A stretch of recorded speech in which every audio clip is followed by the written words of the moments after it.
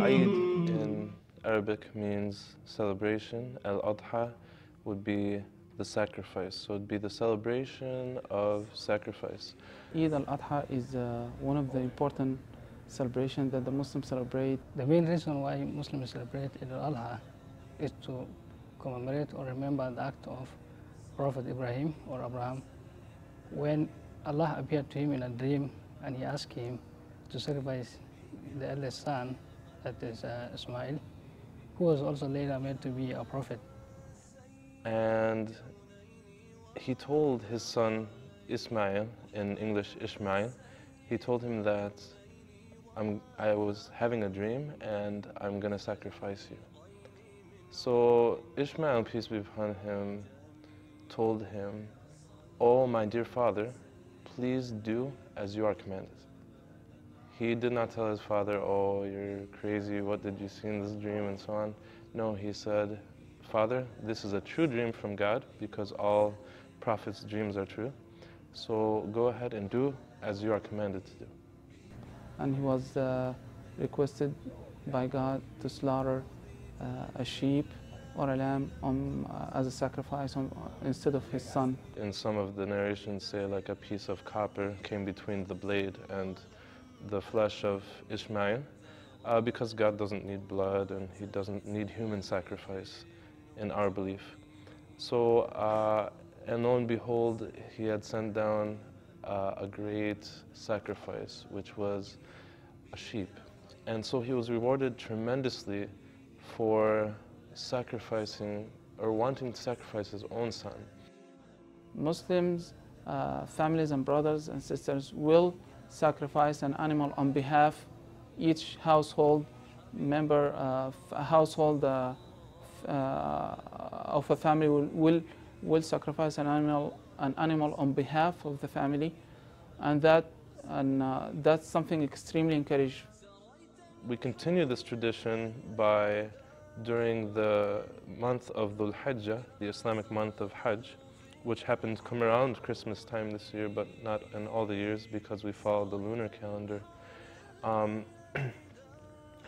What happens is that all of the Muslims in the world who can afford so will buy a sheep and then sacrifice it according to the tradition of Abraham. And on the day of Eid, the people would cook it and give it out to the neighbors and eat from it and so on.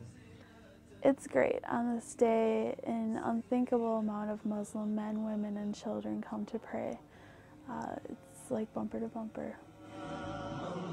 On the day of Eid, usually a person would wake up and pray the morning prayer, and then, which is called Al-Fajr, and then they would go to a place of gathering, usually in perhaps like a convention center, or like last year we went to the state fairgrounds.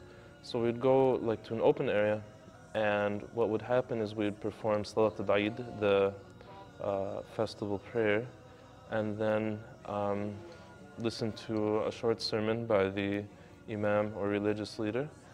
And after that, you would go home or go into the place where you would sacrifice the sheep or your slaughter, and it would be sacrificed. And then after that, go home, cook it.